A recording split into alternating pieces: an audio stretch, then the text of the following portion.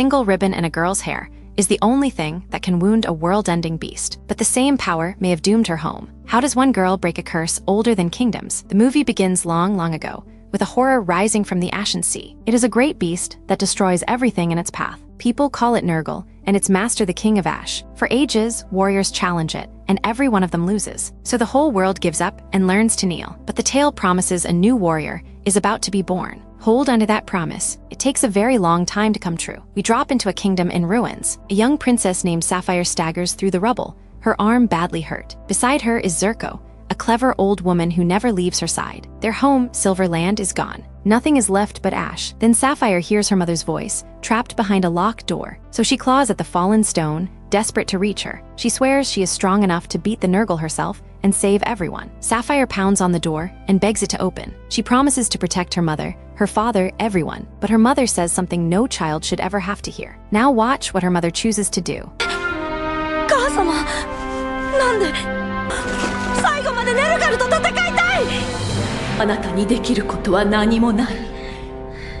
Her mother refuses to open the door. She tells Sapphire that fighting this world is meaningless, and her only wish is that her daughter run and live on. Then Zurko pulls Sapphire away screaming, and her mother is lost behind the stone forever. Moments later, the Nurgle swallows Silverland whole. Sapphire escapes with her life, and with nothing else at all. 7 years pass. Sapphire and Zurko now wander the land as refugees, soaked and hungry. Zurko has built her something special, a new weapon shaped like a simple ribbon. It can hold things, carry things, even hug people. Sapphire is not exactly impressed by a ribbon. A sudden scare sends them running, but they come through it fine. This is their whole life now, one narrow escape after another. They reach Gold Land, a place that has known peace since the Great Calamity. Starving, they drift into a food stall run by a kind woman and her son. She cannot bear to watch them go hungry, so she feeds them for free. Sapphire tastes golden rat steak for the first time and nearly loses her mind over it. From now on, it is her one true love. Remember that. This girl will fight monsters, but she fights harder for a good steak. But food costs money, and money means work. The kind woman warns them the only quick job around is the mines. It is dangerous, she says, but Sapphire signs up on the spot anyway. First, though, she meets Pine, a shy girl her own age who helps her get cleaned up and registered. Pine is gentle, unsure of herself, and it turns out from Silverland too. Sapphire likes her instantly. Meanwhile, the rulers of this land, the Mitra, gather in private. The King of Ash is stirring, and the soul-eating Nurgle are moving again. Crystal prices are soaring, and desperate miners are starting to riot in the streets. その影響で採掘ペースが落ちています。エネルギーの源泉はどうなりましたか？封鎖し、灰の王の反応に気をつけてください。One idea terrifies the Mitra most of all. It is the old legend of an angel of hope, the only being who could defeat the King of Ash. So they outlaw the very thought of it. In this world, hope itself has become a crime. As they walk, Sapphire and Pine open up to each other. Both ache to help people, and both feel they have nothing to offer. Sapphire tells Pine she's amazing for surviving all alone. Pine can hardly believe anyone thinks so. So the two girls make a small promise that turns out to be huge. They will find something they can do together. And to do that, Pine says they must simply be friends. Sapphire spells the word out slowly, like a magic charm. Friends. The next day, Sapphire and Zurko join a mining crew. The leader is Rock, a steady man with a soft heart. His team includes the twins Chick and Tak, quiet Hecate, and a sour miner named Koragi, who takes one look at an old woman and groans. A frightened miner cries out that the Mitra only sit and watch while everyone suffers. So the guards drag him off to solitary. The man in charge is Lord Velvet, cold and sharp-eyed, and Sapphire dislikes him at first glance. Zurko warns her not to draw his attention. Down in the mines, pay depends on how many crystals you dig. Sapphire, already smelling stake money, throws herself at the rock like a woman possessed. Then Zurko wheels out a homemade digging machine and doubles their haul. Koragi calls it cheating. He is not wrong. But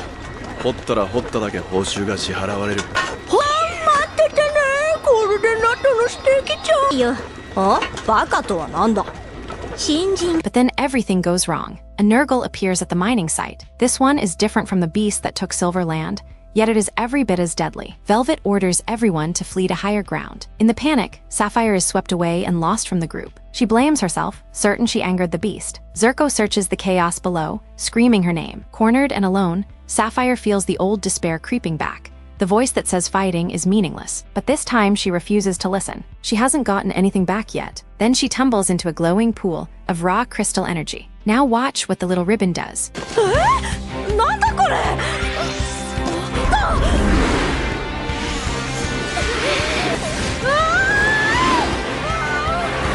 The ribbon comes alive. Light wraps around Sapphire and hardens into shining armor, and a night rises where a starving refugee once stood. Energy that would poison anyone else pours straight through her, as if it belongs to her. She is not helpless anymore. She has just found exactly what she was born to do. Sapphire charges the Nurgle and throws herself between it and her crew. The miners stare, stunned that someone is actually fighting one of these things. She moves like a true knight, the deadly mold sliding off her without a mark. But the beast turns on her friends, and Sapphire has one shot with a weapon she barely understands. She fumbles with it, hunting for a switch, a trick, anything. And somehow, at the last second, she finds it. The Nurgle turns and flees. It actually retreats, something no one in this land has ever witnessed before. And Sapphire, half exhausted and half delighted, has quietly given herself a brand new name. The Princess Knight. The crew finally finds Sapphire, drained but glowing with pride. Koragi sobs an apology for ever calling her a fool. And Hecate, overwhelmed, tries to hand her every crystal they own. But Lord Velvet wants answers. He gathers the crew and threatens death for anyone who lies about who fought that Nurgle. Rock covers for Sapphire and swears they saw nothing. Strangely, Velvet lets it drop and takes the secret onto himself. Why would a Mitra do that? 誰かもし嘘をついていたら場合によっては死罪だぞ。一度肺の王を怒らせると採掘場が壊れ。 That night, the crew celebrates simply being alive. Pine brings Sapphire her beloved golden rat steak, and Sapphire beams like a hero at her own parade. But drinks loosen tongues, and someone toasts the mysterious night a little too loudly. Koragi stews alone in the corner. He resents how everyone suddenly adores Sapphire after one lucky fight. That quiet bitterness is going to matter very, very soon. Later, Zerko takes a closer look at Sapphire's ribbon. She suspects the crystals woke its power, though even she doesn't fully understand it. What matters is that Sapphire feels stronger and healthier than ever. And for the first time, Sapphire truly knows her purpose. Not just fighting monsters, but helping anyone who is struggling. She decides this is the reason she survived. So Zerko promises to build whatever her hero needs. So the Princess Knight becomes a legend all over town. She pulls children out of fires and saves strangers, again and again. And people begin to whisper that maybe, at long last, the angel of hope has come. Pine wants to help people too. So she writes down the one thing she is good at, singing. In answer, Zerko surprises her with a handmade flute, and Pine's music lifts the spirits of everyone who hears it. The shy girl has found her gift. 得意なものを書き出してみたの。何歌うこと。いいね。よし。なパイに。じゃあ。 Then, without warning, Velvet's people take Sapphire away by force. Velvet questions her hard about her power. Where did it come from? Why does the killing mold never touch her? Sapphire tells the truth. She fell into that glowing pool, and the power simply poured out. Then Velvet says he already knows exactly who she is. What he tells her next changes absolutely everything. Watch her face. 責任逃れか。王妃は苦労を生かしたんだ。母親の愛のなんと美しい。言ってることがわからないんだけど。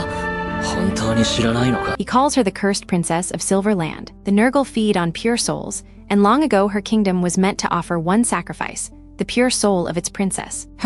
But her mother, the queen, refused to give her up. So the beast destroyed everything instead. In other words, Velvet says coldly, Sapphire's own survival is what doomed her home. She refuses to believe it, but the guilt sinks in like a stone. So she asks the only question that now matters. How does she break this curse? Back at the mines, guilt is eating at Koragi too, because it was Koragi who sold Sapphire's secret to Velvet. When Pine and Zerko learn the Mitra dragged her off, and that Velvet even drew his sword on her, they fear the worst. But then Sapphire walks back in, completely unharmed. She never struck Velvet down. Instead, it seems the cold officer is hiding a secret of his own. In private, Velvet is working against his own order. Velvet brings Sapphire, and one very unwilling Zerko, to a strange place called the Pillar of Creation. These towering pillars, he explains, are gateways into the world where the Nurgle dwell. Then he lays out the terrible truth. The Nurgle cannot simply be slain. They are tied to our world by pieces he calls factors. Destroy every last factor, he says, and the King of Ash could finally be cut off forever. But one Nurgle is worse than all the rest. It is the Prime Nurgle, an ancient horror that has toppled kingdom after kingdom. Monetizing your movie content has never been easier. Upload your video, get a full recap and 10 shorts. Viralcade, link in the comments. Is the same beast that ended Silverland. Its return is the one disaster the Mitra fear most. The curse around the pillar is too strong to even approach. So Zerko presses a fresh gadget into Sapphire's hands and makes her promise one thing. Come back in one piece. Then Sapphire steps through the gateway and vanishes inside. こうしてた。おありがとう、ジルコ。戻ってくるんだよ。 Inside is another world entirely, and there, standing impossibly before her, Sapphire sees her mother and her father, alive and whole again. The Nurgle instantly know she is there. So Sapphire fights forward, using Zerko's gadget to seal them one by one. All the while, a soft voice whispers that she must not resist, the same words her mother once used. At last, she finds the factor and shatters it. But the moment she does, the whole pillar begins to collapse with her still trapped inside it. Sapphire barely escapes as the pillar crumbles around her. Her reward: actual payment she never expected, plus, of course, all the golden rat steak she can eat. The girl has her priorities in perfect order. On a rare day off, Sapphire relaxes with Pine and her music. She has found her reason to keep going. Then two children, Nazuna and Jakob, come tumbling into the scene. And it turns out that Velvet, of all people, is the one raising them. This orphanage is where Velvet himself grew up, a child of the church. Pine gently asks what Velvet is making Sapphire atone for, but Sapphire still hasn't told her friend the whole painful truth. Then Sapphire overhears a chilling song drifting from the church, a hymn about a pure angel given up in sacrifice. Right there, quietly, she swears to herself that she will never let anyone be sacrificed. Inside the Mitra Hall, the head of the order, His Holiness, hears of the growing trouble. So he orders his people to prepare the sacrificial rites, just in case. And he warns Velvet, the boy he raised, that any betrayal would be unforgivable. 本当に心当たりはないのですね。今は消毒作業で抑え込めます。 Velvet tells Sapphire they have to pause everything. Pillars are now sprouting right at the city gate, next to the crowded immigrant district. He is terrified of provoking the King of Ash any further. Then he reveals who the sacrifices are meant to be. Orphans, cursed children, just like Sapphire once was, raised by the church only to be offered up. This, at last, is why Velvet fights in secret. He is trying to save them, so Sapphire offers Velvet something he never expects to hear. Listen closely. あの考える現実と私の現実は違うんだ。私がもともとシルバーランドでそうなるはずだったんだ。 She volunteers to become the sacrifice herself. It was meant to be her destiny in Silverland anyway, she says. If she cannot stop the disaster first, she will gladly take the children's place. Just let her keep fighting to the very end. At the sealed-off city gate, the Princess Knight appears to a cheering crowd, but a massive pillar is already collapsing above them, and everyone wonders whether even she can hold it back this time. The whole city drops into a full lockdown. Families are torn apart in the panic, and frightened children search for their parents. With every second, the weight on Sapphire's shoulders grows heavier. His Holiness summons Velvet and accuses him of causing all this ruin. Velvet argues that Sapphire may truly be the angel of hope, since she has sealed away Nurgle many times. His Holiness flatly refuses to believe it. Then he explains his cruel creed. People are weak, and they only unite against a shared enemy. So the Mitra keep everyone calm through fear and sacrifice. Sapphire and Velvet, by handing people hope, have shattered that fragile peace. Word arrives that someone is fighting a Nurgle at the gate. And to everyone's total shock, Koragi shows up in clumsy makeshift armor, ready to help the Princess Knight himself. He cannot fight a monster, and he knows it, but he refuses to spend his whole life only being saved. So one by one, the crew joins him, even grumbling Zerko. Sapphire needs them now, and this time they all show up. 俺だって守りたいものがあるんだ。私、言ってもられっぱなしだったし。ちょっとは恩返し。 But the Nurgle at the gate is only the beginning. Something far, far worse is finally waking beneath the city. Watch the ground itself. あいつは。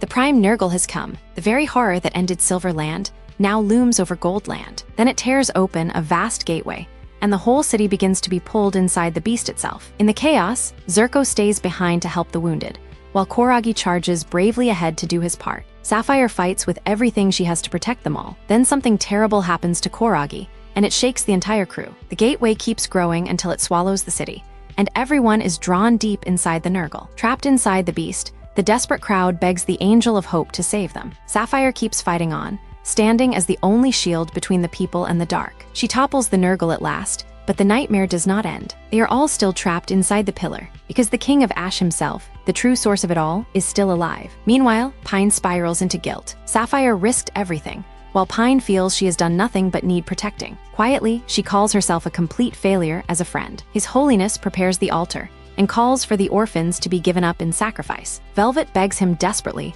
to use Sapphire instead of the innocent children. But His Holiness explains the awful logic. The sacrifice must be pure souls, full of sorrow and love, so their grief can soothe the countless souls trapped inside the Nurgle. To him, only the innocent orphans will do. Sapphire simply won't serve. 破壊と創造を繰り返すこの世界の感情や記憶すらも含まれる。人間は永久にネルガルに負け続ける。The holy ritual begins, and the King of Ash itself rises above the altar. The children stand only moments away from being offered up to the darkness. Then Sapphire appears, but something is horribly wrong. She is not transforming. Her ribbon is gone, and without it she has no power at all. The Princess Knight is suddenly just a frightened girl. So the crew springs into action. They snatch the ribbon back and pass it hand to hand while the Mitra guards give chase. And Velvet breaks away from his order to help them. In the end, it all comes down to Pine, the shy girl who never once believed she mattered. Now watch what she does.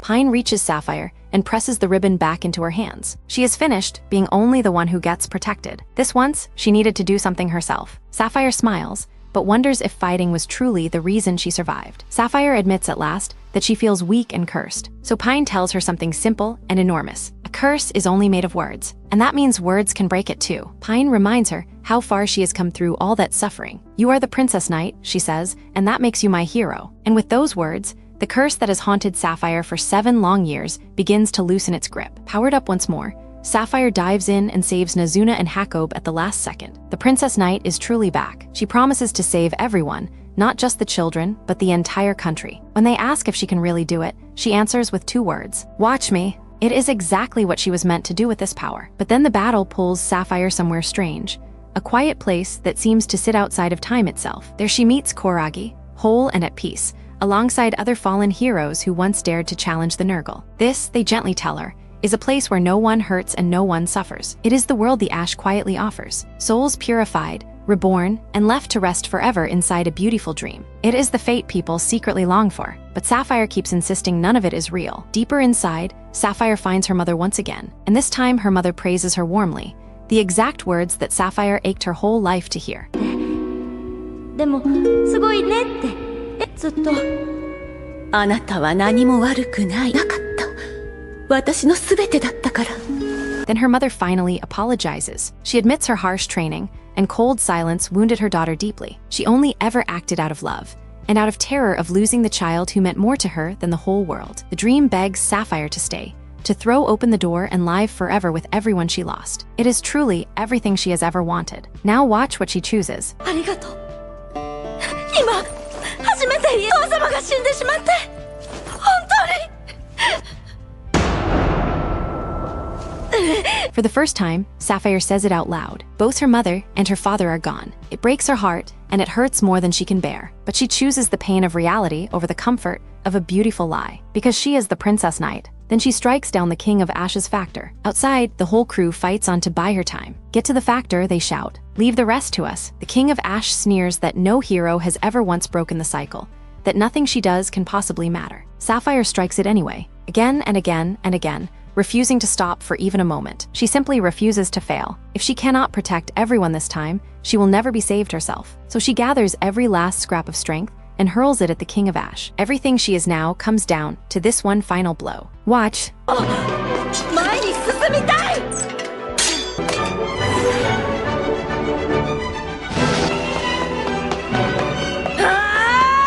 In a strange and beautiful moment, another version of herself thanks her and wishes her a happy new world. Sapphire wishes the same for all the lost souls at last, that every one of them may finally find peace. And then, somehow, it is over. Sapphire steps back out to her friends, alive. They stare like they have seen a ghost, and she just grins. Did you ever really doubt me? Sapphire admits she would have let the whole world burn to save those children. And in that instant, she finally understands. This is exactly how her parents felt about her. So the mother who once seemed to doom her, she now forgives. She decides to travel home to Silverland, to mourn her mother, her father, and her lost kingdom. But Pine and the crew refuse to let her go alone. Because it was Pine, Sapphire says, who truly broke her curse in the end, and not a single Nurgle ever appears again. The endless cycle of grief is finally broken, and a wounded world can slowly begin to heal. Sapphire chose the pain of a real life over the comfort of a perfect dream, and that one choice set everyone free. So here is the question. If that door opened for you, offering back everyone you have ever lost in a world without any pain, would you have the strength to walk away?